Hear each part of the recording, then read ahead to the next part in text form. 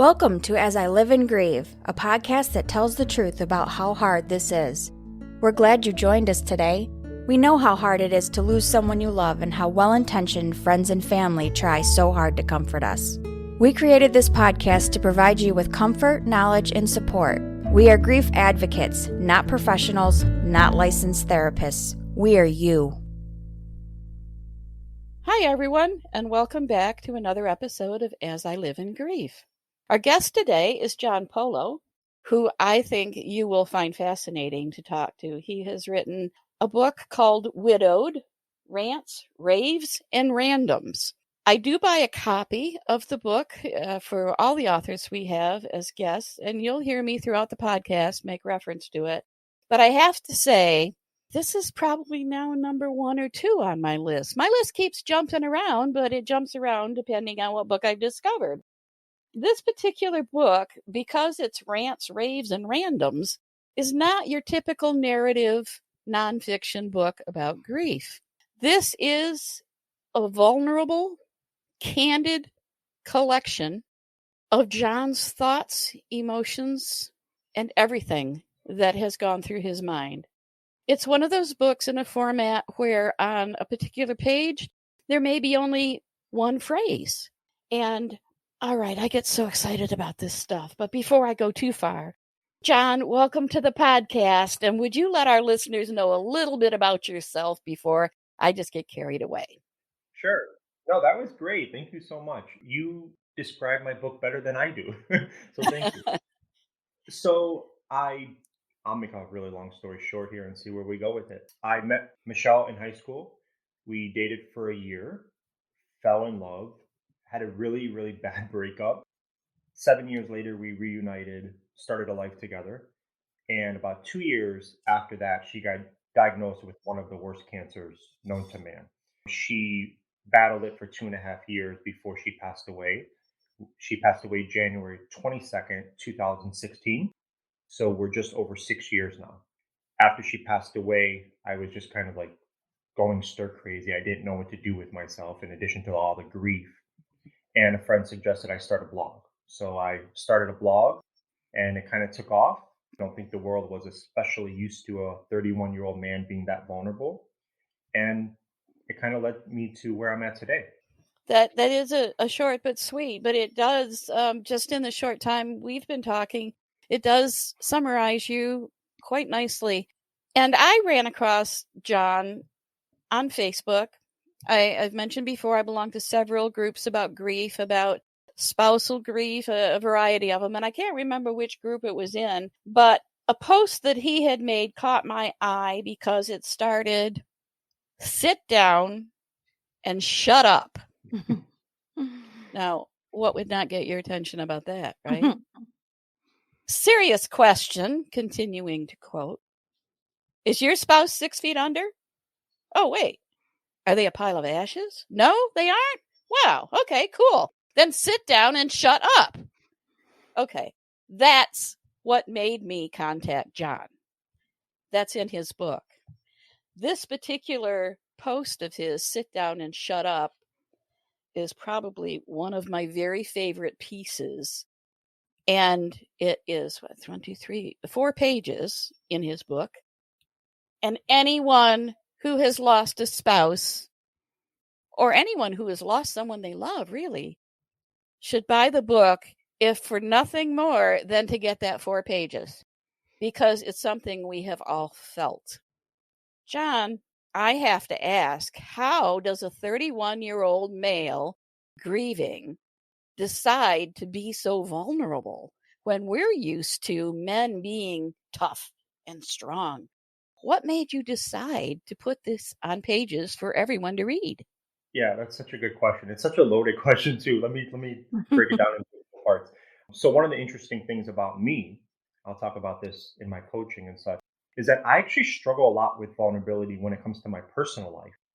But go on Facebook in front of thousands of people or put it in a book for the rest of time and I can be incredibly vulnerable. So I'm an interesting person.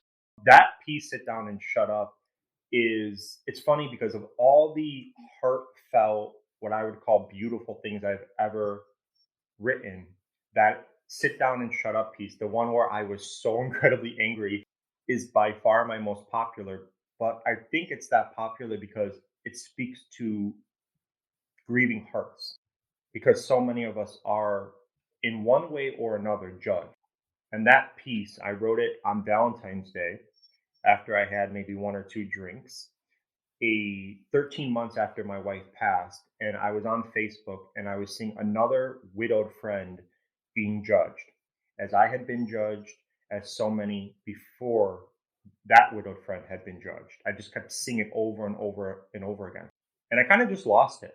And every word in that piece to me still years later remains true. Yes, it does. And how many years has it been, John? So it has been just over 6 years since Michelle passed. So just over about 5 years since I wrote that piece. Okay. And I'm sure the question that, well, I get asked, I can't tell you how many times, does it get any easier? It's a great question. So I don't like to use the word easier. I Mhm. think that words really, really, really matter. I'm a big believer that after a truly profound loss, grief never fully ends. I'm 37 right now. There will be a moment, if I live to be 82 years old, where something will happen. A song will come on, a memory will happen. Maybe I'll have, a great grandchild, whatever the case is, something will happen and I will feel a moment of grief. I will always love and miss, and in some form, grieve Michelle. I don't think grief ever fully ends after a truly profound loss, but I say it changes and it evolves. So for me, to me, time softens. I don't like to use the word easier, but what I do say is when I look at it from a very intellectual standpoint, I used to not be able to get off the floor. I used to not be Mhm. able to stop crying. I used to think that I would never breathe again. And here I am today, it took a long time and a lot of hard work, but here I am today having rebuilt my life. So again, I don't like to use the word easier, but I do like to tell people that I'm certainly not where I used to be. Well said. Well I, said. I like that description of softens. It softens. I stole that from somebody. I just was Yeah. speaking at a conference last month, and one of the individuals I was leading a workshop with use that, and I was like, "Oh, I'm stealing that from you, just so you know." So thank you, Rachel. Yeah. Yeah. I like it. Yes, and on page 114 of your book, you say the 1 year benchmark is complete crap. Those who think it takes 365 days to heal have never lost a piece of their heart. Again, you can tell that words are important to you, John, because every word in that book is critical. And every word is going to make someone else who's grieving feel like they're not abnormal. They're not crazy. What they're going through is something that others go through as well. You also, in your book, have sections where you highlight, for lack of a better word, other people who have died. Right. Tell us a little bit about that. Yeah, so it kind of both of those things that you said just kind of go hand in hand. Michelle was sick for 2.5 years, and from the very start, like we knew that this type of cancer was so bad that realistically she wasn't going to beat it.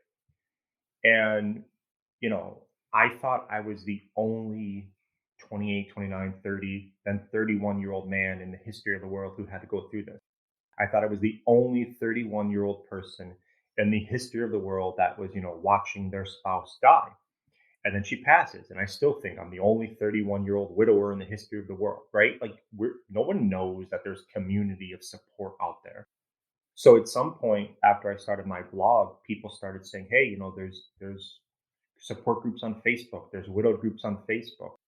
And I started to finally feel like other people got it a little bit.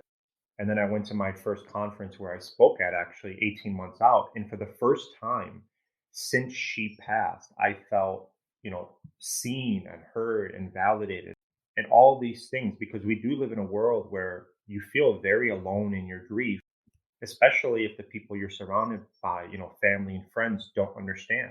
So those stories that I shared in my book of other people's losses, they were, stories I would see in Facebook groups. a friend might post something about their deceased spouse and it might touch my heart for whatever reason. And I would say, hey, can I use that in my book? Or, hey, would you write a piece for my book? That's where that came from. Yeah, and they're beautiful. To put something like that in a book that's very personal speaks volumes to me, because it does tie others together into a network and a community.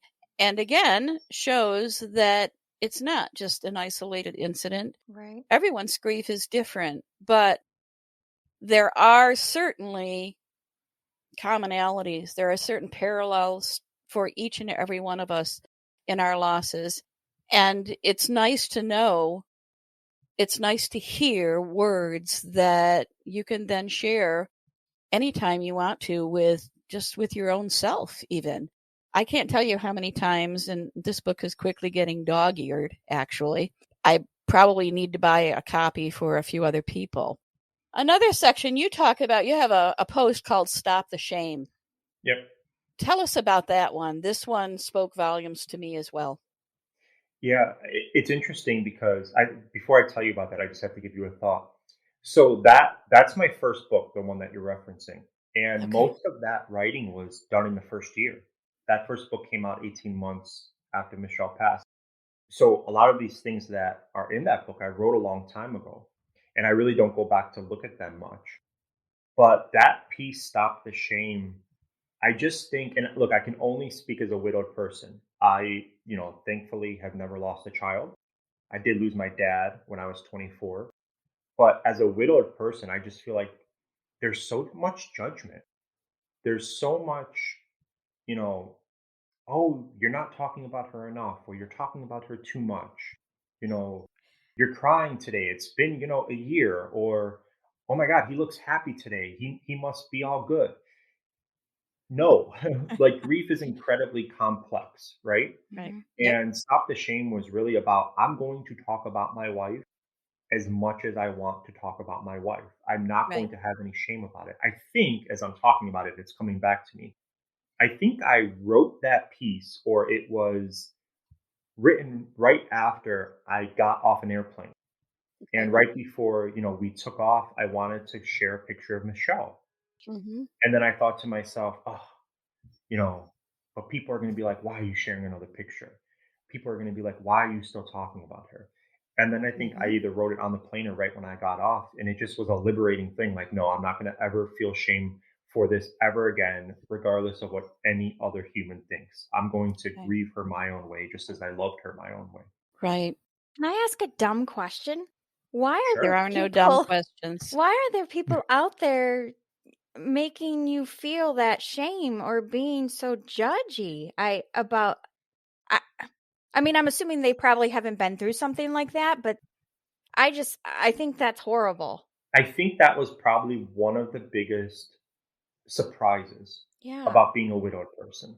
Mm-hmm.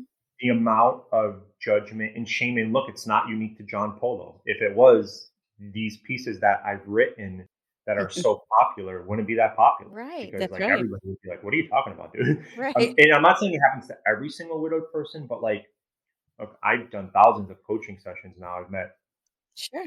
over probably 10,000 widowed people. Most of the people that I've communicated with have received judgment in some form. The other thing I'll Yes. say is, and I could go on for hours about this, but I'll keep it really, really, really short. Like a lot of widowed people, not a lot, some widowed people hold their head in shame. Mm-hmm. And I maybe that was me early on. I guess it was at certain points, but years now out now, couple books written, coaching, all this stuff, the evolution I've had, like I will never ever again do that. I have survived one of the worst things that a human can have happen to them, and I'm Mhm. still here. Mhm. And I'm incredibly proud of myself for that. So I will never feel less than about myself ever again, which I know is a nonsensical thing. Like, why would you? But it's something that a lot of grieving people struggle with. Yeah. Well, and I think for a lot of people too, I have a couple things to say on this. For a lot of people who are widows, widowers, anytime you lose someone, there is a period of time that you may have thought of all the things, maybe if I had done this, maybe if I had done this, maybe, especially if you have been in the role of helping advocate or make choices. I know cancer can be an entire maze of chemo and clinical trials and everything. And sometimes we second guess those decisions or choices we made. That may contribute to the shame that one can feel. The other thing is, yes, I believe it's ignorance, because I believe that most people, the majority of people, don't intend to hurt you or make you feel the shame. They just have no clue What to how the say. words they're saying are going to be heard and interpreted by you. And remember, it's not so much what is said, but there's body language that goes into it. There's facial expressions, there's emphasis and everything. So sometimes it's just what we hear. And if we're feeling vulnerable at that moment, some of those comments can crush us. They really can.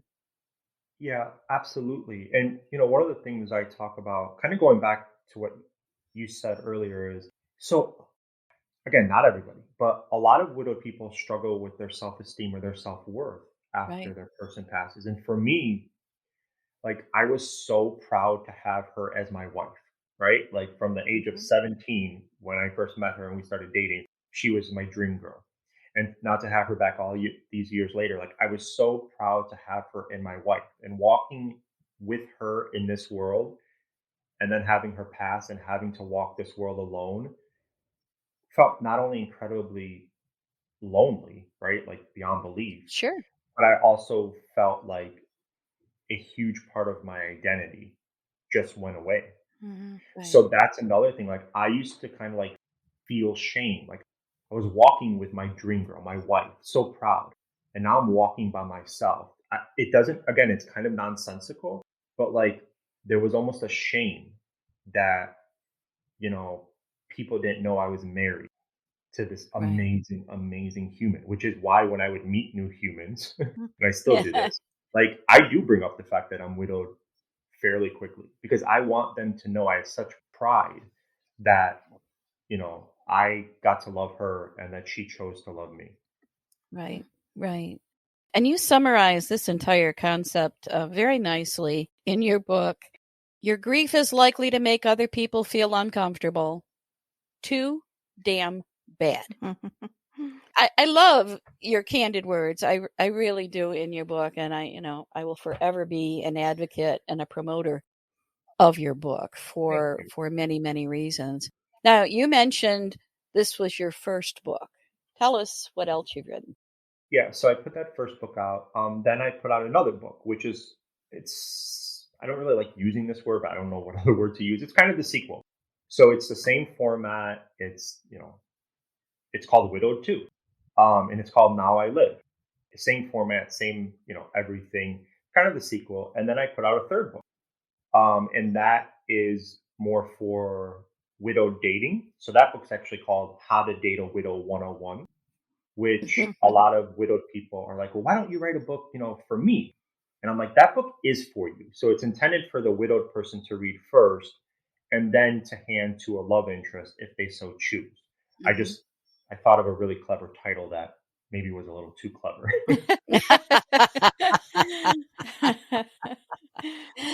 Oh, very good. Very good. Now, and you also have a coaching business.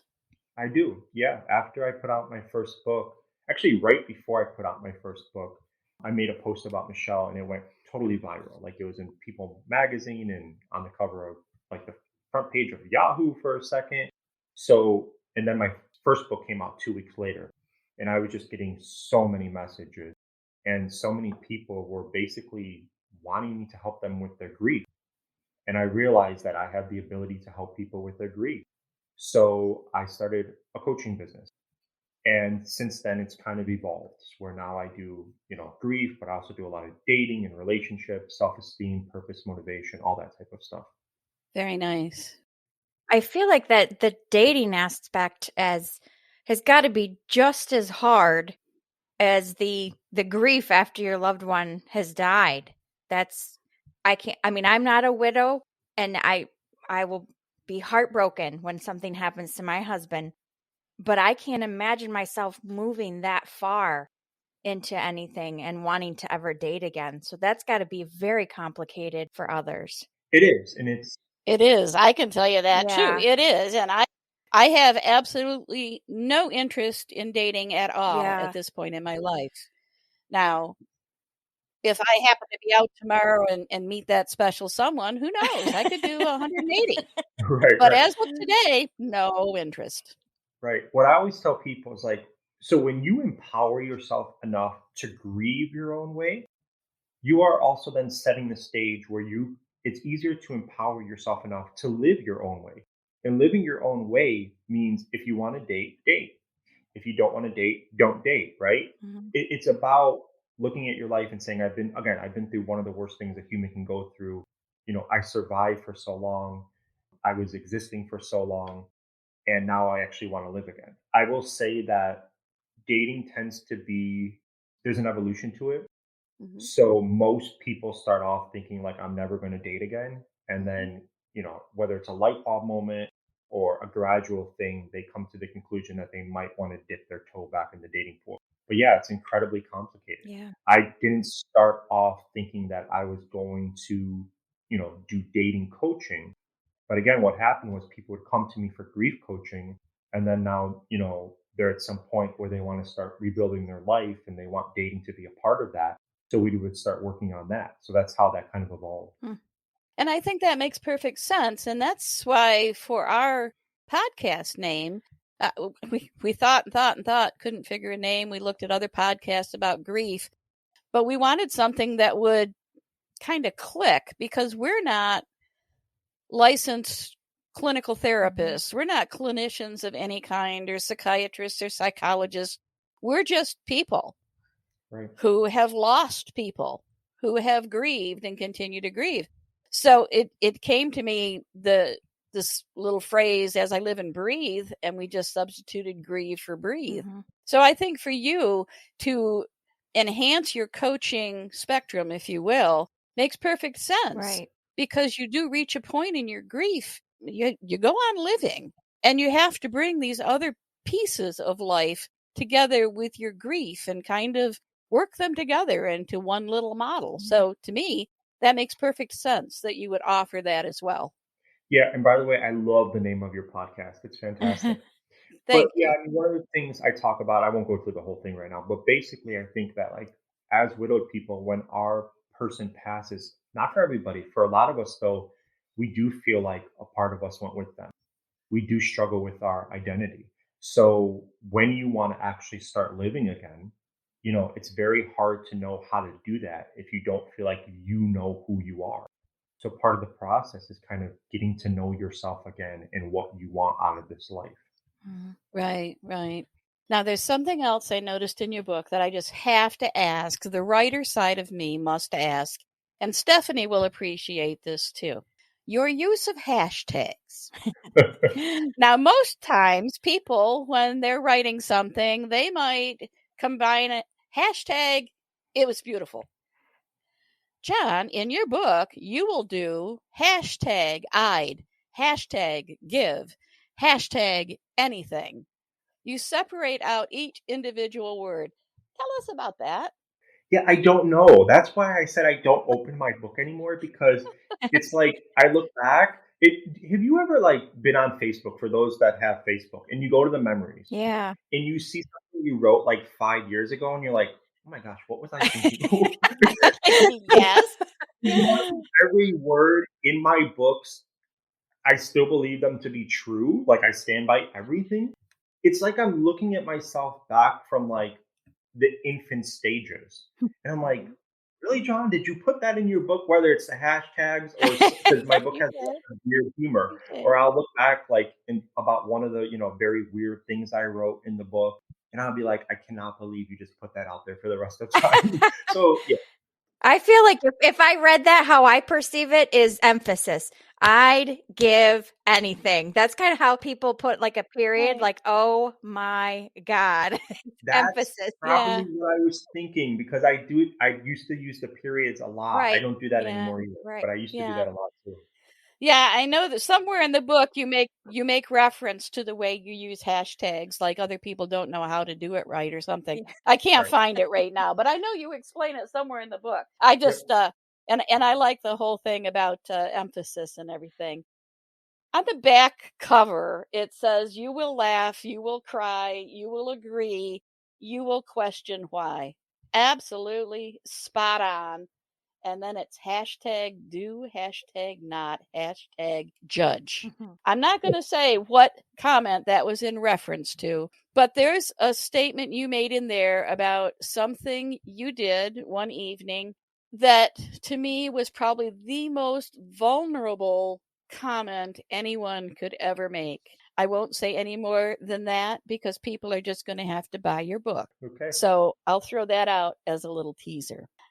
Our time is winding down, and I always hate this. I really do, because I love these conversations so much, and I'm thoroughly enjoying our talk today. But we are winding down to where we have to sign off. So, John, we want to offer you a time without us asking questions or directing the topics to speak directly to our listeners. Tell them what you offer them as far as services, how they can reach you. Know that we will repeat the contact information in episode notes and on our website, but just talk directly to our listeners and tell them what you're thinking. Yeah, absolutely. Real quick before I do, I just want to say one thing. I always feel the need to say this if I'm speaking at a conference or doing a podcast or whatever the case may be. I feel like there are people who, will listen to the words and will say, well, that's great that you're at where you're at, but I'll Mhm. never get there. And I always have to remind people, please know that I never thought I would get here either. There's a Right. page in my second book that talks about, it says, I was once that man when the thought of hope would do nothing but fill me with rage. So for those that, don't believe it's possible, please know that I thought the same thing at one point. Okay. My website is johnpolocoaching.com. So John and then Polo, like Marco Polo, coaching.com. I have 3 books out. I offer one-on-one coaching, group coaching, workshops, live events, 2 podcasts, a lot of stuff. I'm a busy boy. Busy boy. Yeah, so many people that we get as guests are busy people, and we're very, very happy that they take a few moments of their time to chat with us and speak words that we know our listeners value and take to heart. So we appreciate that very, very much, and hope that when you write book 4, you'll think of us I and come will. on back as a guest again. We'd love to have you back. Thank you so much for having me.